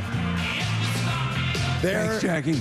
There is no one in the world like that person right there. There is no one, I tell you, that exists in a world like that. No, also, I just learned more about him just right now that I've known. You didn't know that? I did, right? I did not know that story. He is a bit of an enigma, but we love him. He used to be able to say kayak before he got hit by that car. In fact, he ran a kayak dealership. Yep. Yeah. It was Jackie's kayaks. All right, we're going to do today's lesson question, and we are going to give away a prize associated with it. So the prize that we have today, if you can answer this correctly, a pair of tickets to see our other good friend, Mr. Bert Kreischer, who is going to be performing at the Wells Fargo Center right across the street. That's going to be Wednesday, November 29th, and tickets are available via wellsfargocenterphilly.com. But if you answer this question and call in with it, you might win. Let's see. We're going to go with this. On a transatlantic cargo flight, who let the horse out of its cage? 215-263 WMMR. If you heard it earlier on the show this morning, the 8 o'clock hour, call now. On a transatlantic cargo flight, who let the horse out of its cage? 215-263 WMMR. While you call, we'll do the trash. The trash business is a gold mine. 93.3 WMMR with Preston and Steve's Hollywood Trash. All right, it's brought to you by Liberty Safes of New Jersey on Route 130 in Bordentown and Route 73 in Mount Laurel. Online at libertysafesnj.com. What's up this morning, Steve? Well, a number of fashion elites in the fashion world celebrated the official opening of Burberry's takeover event in New York City last week. Attendees wined and dined amidst insanely expensive handbags, while outside a rat and a junkie fought over a slice of pizza. Backstreet Boy A.J. McClain sharing an update on his relationship with his strange wife, Rachel. McClain says he desperately wants a life together with Rachel, one in where she lets him have sex with lots of other women. Oh my God. And finally, we talked about this earlier, co-creator of The Simpsons, James L. Brooke, going on record to say that despite a recent rumor, Homer will continue to choke Bart Simpson from time to time. He says, in addition, Marge's sisters will now be putting their cigarettes out on Maggie. Wow. And that's your off the track. All right, thank you, Steve. So we're looking for the answer to this question. Who let the horse out of its enclosure in the transatlantic flight? 215-263 WMMR. I will go to Phil and see if we can get an answer, if Phil can hear me. Phil, are you there? Yes, I'm here. I'm here, Preston and Steve. I'm here. All right, Phil is here. All right, Phil, who let I almost said it. Who let the horse? He said it. All right, it's an elephant. With an assist. Yes. I said L. I know. He was very close to saying elephant. He was All right, he got speaking it right. Spanish. It was an elephant, and we are going to set you up, bud. We are going to give you some tickets to see Bert Kreischer Tops Off World Tour Wednesday, November 29th at the Wells Fargo Center, and some tickets remain via wellsfargocenterphilly.com. Let's get to music news now. Now, Preston and Steve's Music News on 93.3 WMMR. All right, brought to you this morning by the American Red Cross, proud supporter of the Camp Out for Hunger. Make a difference in the lives of others, and you can give blood through the American Red Cross to help hospital patients. Visit redcross.org or call 1-800-RED-CROSS. Stained announced the tailgate tour with longtime friends Seether. Lead singer Aaron Lewis said, "I'm really looking forward to getting back on the road with my good friends Seether, Tim Montana, and Saint Azonia. And it's going to be a great time," he said. There's an 11-day trek. The closest they're going to come is in Reading, and that'll be May 1st at the Santander Arena. And tickets go on sale Friday through Ticketmaster, by the way. And it looks like Brent Porsche is going to have tickets for Stained and Seether this week. Excellent. Oh, very cool. And Brent will be here this afternoon. Sammy Hagar's announced the long-awaited The Best of All Worlds 2024 tour. Is going to be joined by Michael Anthony on bass and backing vocals, plus Jason Bonham on drums and guitarist Joe Satriani. That's actually a pretty good bill. Yeah, through a press release, he said about touring with Michael Anthony, it's crazy to think it'll be 20 years since Mike and I played these songs with Van Halen on the 04 Best of Both Worlds tour. With Joe on board, we can take a deeper dive into those years. The closest they'll be here to here is in Holmdel, New Jersey, July 27th. Tickets go on sale Friday as well. All right, so Joe Satriani, that cat really knows how to play guitar, right? You That's gotta the cat. Look out for him. Okay. Yeah, definitely. Let's see. This is going to make you feel ancient. Oh, no. Fans are getting to see Dave Mustaine in a way they've never seen him before. He is a grandfather. What? Dave Mustaine of Megadeth Is a grandfather. Grandfather. He posted a photo this week proudly holding baby Georgette, his first grandchild. She is the daughter of his son, Justin. And the baby weighed in at 7 pounds, 12 ounces, and 20 inches from head to toe. You're such a cute little boobsy. He's such a doty. Your little dog. Granddad. Thanks, Megadad. And then one last story. Steve, I brought this up for you. A special episode of Daryl Hall's Live from Daryl's House begins streaming on Wednesday, today. And he welcomes King Crimson leader Robert Fripp. Robert Fripp. Yeah, for a rare chat and performance. It may seem like an odd pairing, but they have a history together. Hall appeared on Fripp's Exposure album in 1979, and Fripp produced Hall's first solo album, 1980's Sacred Songs. So when my brother was, and my brother's actually a very good guitarist, he's now a police officer, that's always the way it works, but his instructor, Preston, was a massive Robert Fripp fan, so we had all sorts of albums around the house, and I'm like, the dude is amazing. Yeah. It's not the kind of thing everyone can embrace, but It's an acquired, amazing. Yeah. it's an acquired taste, for sure. It's Fripp-tastic. Live from Daryl's House returned November 1st after a 5-year absence. It's now streaming via Hall's dedicated YouTube channel. Squeeze's Glenn Tilbrook and Blackberry Smoke's Charlie Starr have already appeared this season, while Fripp's appearance will be followed by Andy Grammer on November 22nd, and then Lisa Loeb on November 29th, and Howard Jones on December 6th. Apparently, that Daryl Hall Fripp thing is going to be simulcast on Kathy's OnlyFans foot page. So, yeah. I'm going to do a lot of that once I start it. You'll be able to see that. Yeah, extra viewership. All right, that's the last story I have in music news for you. That means we have another break to take. Yeah. So we will do this one more time. We'll come back, and then Pierre Robert will be joining us in the studio. So, Jameson, if you will, please. We'll come back in just a moment. Hang out for a few for the Camp Out for Hunger on 93.3 WMNR. We'll be right back.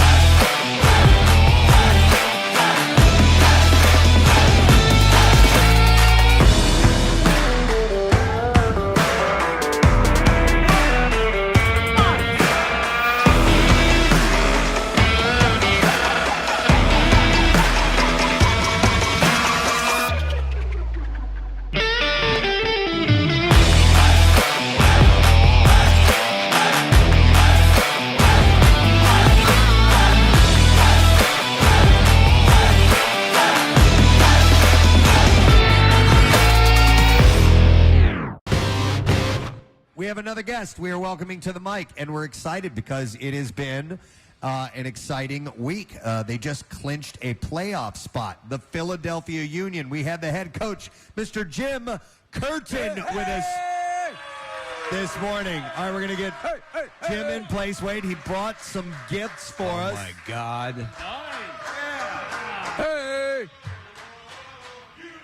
Yeah, yes. That's awesome. Sons of Ben over there that are screaming, I guess. Hey, Jim, how you doing? How you doing, guys? Thanks for having me. We have gifts for everybody. I just could only carry those two. That's awesome. Dude, these are great. These are sweat jackets. These are, what do you call these? Jackets? Jackets. Warm-up jackets. Warm-up jackets. Thank you. I don't know what. I think the technical term is anthem jackets. So when they wear when they have the national anthem, they wear those during that. Then they take them off, and then it's ready to go. Preston, I got an evening gown. Yeah. I got to admit. Beautiful. When I saw them come up to the stage, I was like, wow, those are gorgeous. And then when they only had two of them, I got super jealous because I really love the way they look. So I'm now super happy. All right. Thank you, Mr. We got you. Head coach. Listen, Coach, we know you only have a certain amount of time because you got to get going, but I wanted to try something today. We're actually gonna hook you up with our next guest. Great. We're going to play a game with you guys, and then we're going to let you go, and then we're going to interview our next guest. Great. Because you got to get out of here. So, awesome. Marissa, if you're ready to bring our next guest in, yes, she is one of our all-time favorites. She has been joining us for years and years. Ladies and gentlemen, from The Office fame, Kate Flannery is here with us this morning. And she brought, what is that, a case of beer with you? Rolling Rock! She's so charitable. You're the best. Okay. She's always talking about Rolling Rock, her favorite beer. So she brought a case of it. Oh, my God. So let's have her. You can, if you want to remove your mask, you can. You're more than welcome to whatever you want. Or you can keep it on. My stunt double. Kate Flannery. Yeah. How are you doing, dear? I'm better now. I got some ponies, hon. Ponies. Pony. Walking to ponies. I love you it. guys, right? Aww. You're not driving. Am I right?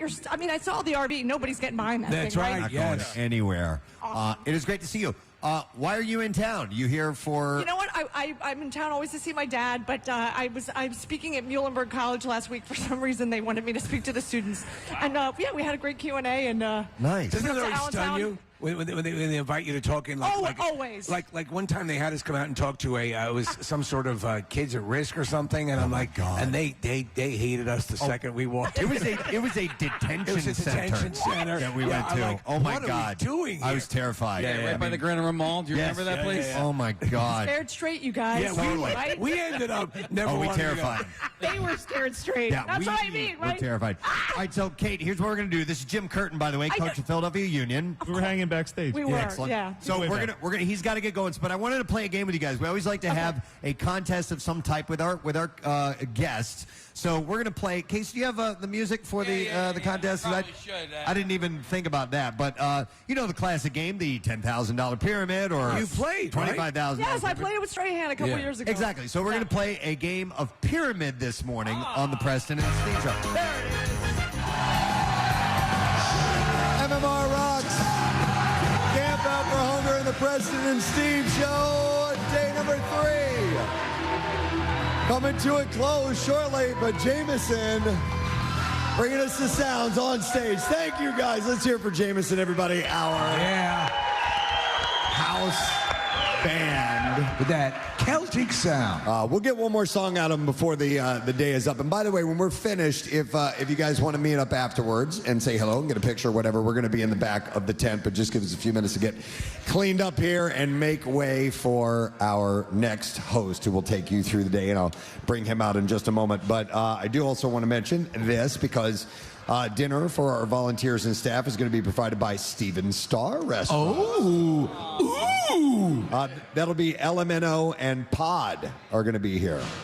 It says POD. Yeah. Is it POD? Yeah, Pod. Yeah, but it says LMNO and then in all caps POD, like element, like part of the alphabet. I know it's Pod, but the way that it's put here. Is that two different restaurants? LMNO and Pod? Is LMNO a restaurant? I Is it just letters, or are you saying a word? What the hell are you doing?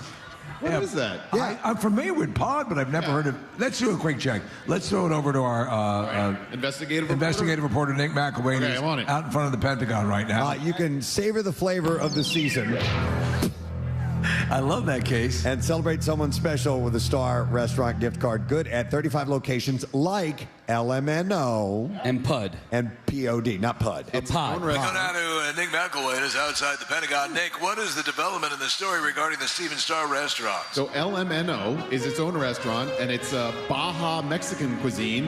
It's 1749 North Front Street. And Nick, what is Pod? We know that Pod is a restaurant in and of itself. Yeah, Pod's another restaurant, and it's very good. Pod's a sushi joint, right? Yeah. Yeah. And they are at 3636 Sansom Street, and they have little pods that you can sit in, Steve. I love it. All right. You know, it's actually a lot of fun is when, for the holidays, I will give away, my wife and I will give away Steven Star gift certificates because everyone loves the properties and loves the food, and they love the letters that they use in their restaurants. And the names of the restaurants. Letters. Yeah, they pick good letters. Always great letters. Every single one of them is great. And thanks to Pepsi, too, providing refreshments for volunteers and staff as well. And Skelly's Amusements and everybody. I mean, it's just, there's a huge list. We try to get to everybody if we can. And I did want to mention, I want to thank our guests. So we had a great time today with Carson Kressley. Hey, how cool is he? Queer Eye for the Straight Guy. Yeah, he's wonderful. And it was great to see him. He's going to be, I believe, the Grand Marshal of the 6ABC Parade. If not appearing, he's appearing in it for sure. Well, every year, for the past couple of years, he's been working with the ABC crew doing the color commentary for the parade. So he's great. And the Hooters who came by this morning. Rob and Eric. David. And they made a wonderful donation besides performing live in the tent, which was awesome, too. All right, so is he here? Do we have him? He is here. He is here? All right, ladies and gentlemen, coming in next to relieve the Preston and Steve Show. He will take you through your midday and through your life if you let him. Yes. The one and only Pierre Robert.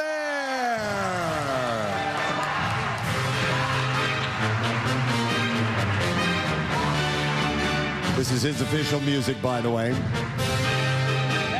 Yes. You're a man of the people, Pierre. Without a microphone. On Rickles' intro music. The bullfight. The Matador.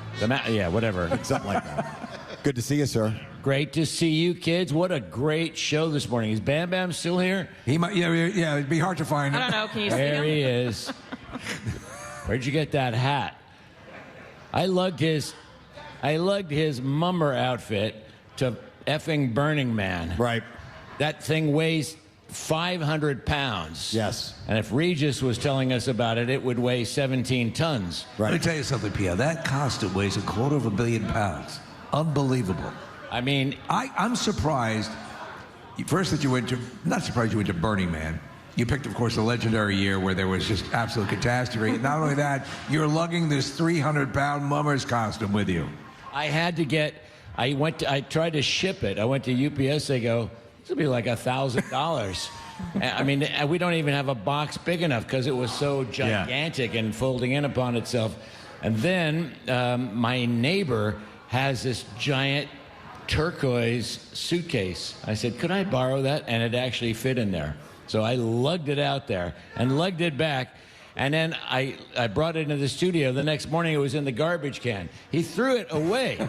Jackie threw it away. I lugged that effing thing all the way out to the desert, danced in the desert with it, danced in Lake Tahoe with it, then lugged it all the way back, only to find it the next morning in the garbage can. But he told you didn't have to bring it back, right? Yeah, save it for later. Is that right? So, Kathy, he told He told you didn't have to bring it back. I know, but I was trying to be responsible, a responsible part-time mummer.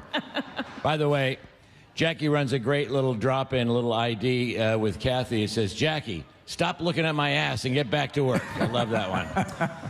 Since you brought up fashion with the mummer's outfit, I would like to take this moment to debut something, if you guys don't mind. Yeah. For the first time ever, and we're going to have a special evening where you might be able to get one of these.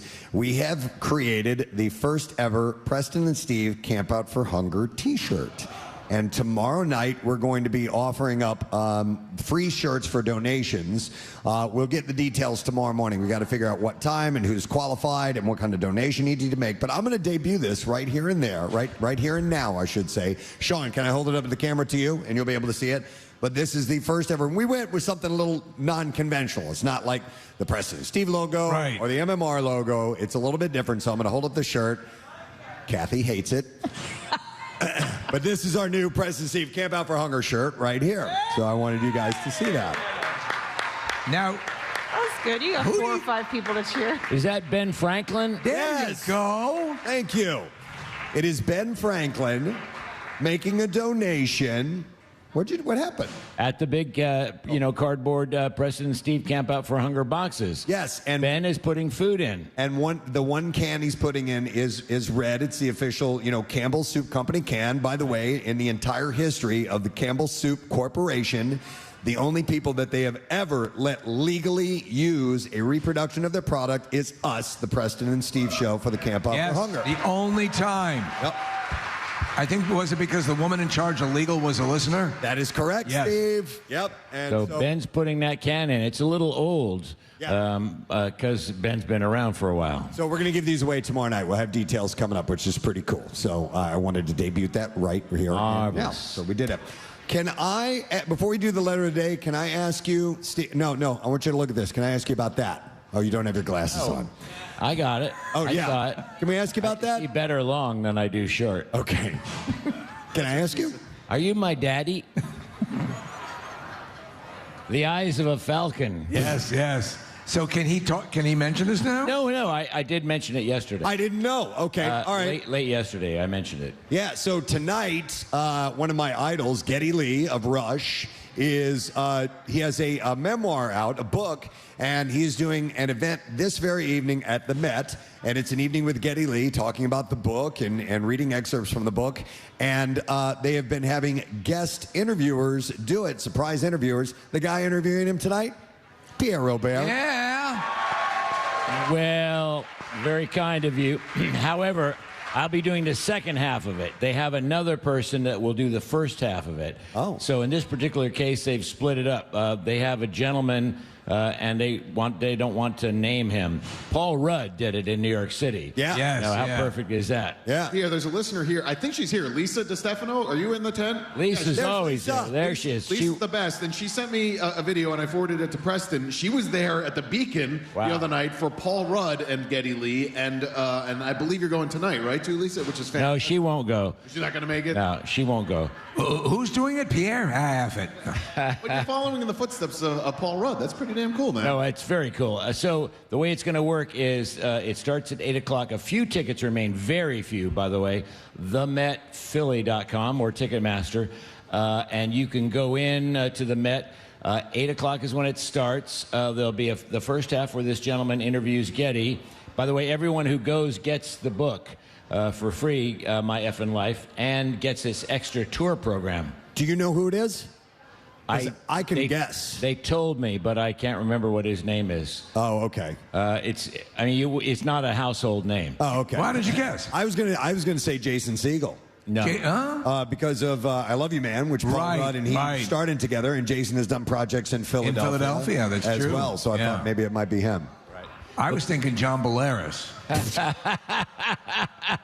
Now that would be a good one too. There'll be an intermission, and then for the second half, I'm the host for the second half, taking audience questions. Phenomenal. Well, that'll be so cool. everybody gets a book that comes there, and this really cool color program, all these different photos that aren't in the book and stories that aren't in the book. Excellent. All of that tonight. All right. That's very cool. Nice. All right. Well, now I guess we should do the letter of the day if you're ready. All right. Here we go. Preston and Steve on 93.3 WMMR. Now, the Daily Letter. All right. The President and Steve Show brought to you today by the letter M as in marvelous. All right. And we will give away on Friday Victory Brotherly Love Beer for a year. Victory Brewing Company's Brotherly Love Hazy IPA helps you drink beer and do good by giving back to the city of Philadelphia. So that is coming up on Friday. What do you have in store for the show today, Pierre? Well, we will have a workforce block of Nirvana, Beastie Boys, and, of course, in honor of Geddy being in town, Rush. and that will be cool. Big block of Rush. And the book just came out into the stores yesterday, by the way. I was up till 3:30 in the morning reading it. It's some amazing stories in there. Excellent. You will love it. I'm very much looking forward to it. I'm going to get the audiobook, so I have that on pre-order, so I should be able to start listening to that now. All right, I'll take this moment to thank our sponsors. Preston and Steve Show is brought to you today by Duncan. The Preston and Steve Show runs on Duncan. Also brought to you by Horizon Services. Book heating, tune-ups, installation, and plumbing appointments at horizonezbook.com and do that now. Tomorrow on the program, we just got stuff and things. We got a lot of stuff. I mean, Don McCloskey's band is going to be performing. Danny Briere is going to be here. That's your Flyers general manager. Yes. Aaron Hatcher of NBC Sports Philadelphia. And then, some other stuff that were fun and frivolity. Absolutely. We'll have plenty of that. All right, so that is it. We are done. Ray John, thank you guys for being here. Pierre's up next. We'll take a break. Send it over to him, and we'll see you at the camp out. Come and see us. Come and see us. WMMR.com. Bye-bye.